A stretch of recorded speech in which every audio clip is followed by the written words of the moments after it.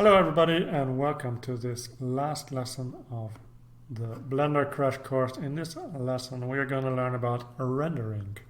If I look here to the bottom, we've learned that we can see the 3D view in texture mode or solid mode, but we can also see it in rendered mode.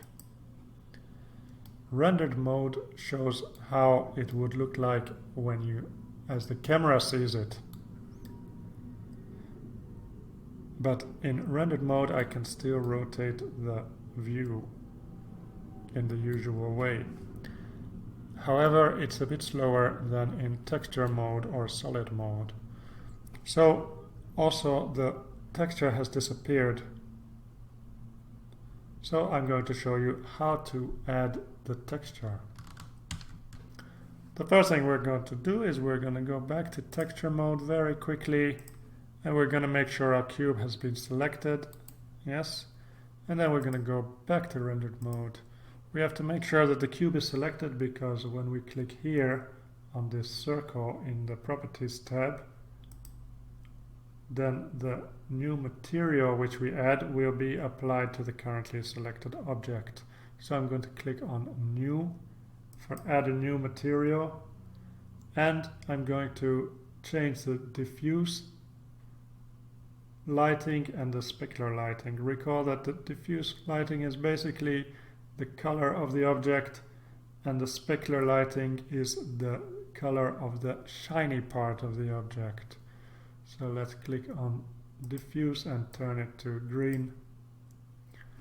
Unfortunately, we cannot really see the specular effect on such flat surfaces, but if it was a curved surface we would see, like on this ball in the preview, a white reflection. I'm gonna switch off the specular entirely. And next we're going to change the texture instead of having this green color. So once we have this material selected, we can go to texture, and we're going to click on new to add a new texture. There are many types of texture. For example, wood. If I select wood, I get an effect like this. If I select marble, I get an effect like this. But I can change here the properties of the marble effect and so forth. But 99% of the time I just use image or movie. And when I use image or movie, I can click down here and click on open.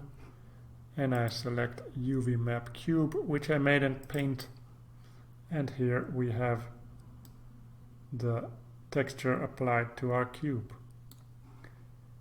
Now, if I look down here, what sometimes mixes people up is if you don't have the mapping settings right, you don't get the effects that you want. For example, if you don't have UV mapping here, it will look something like this. So make sure that if you're having trouble with this, make sure that the mapping is on UV and the projection is flat. So that's the rendered view. We also have the final render. For that, let's go quickly back to solid view, and remember that there's a camera in our scene. If I press F12, the Blender will render exactly what the camera sees. So it will render something like this. So this is what the camera sees. Thanks for watching. I hope you learned something. Bye bye.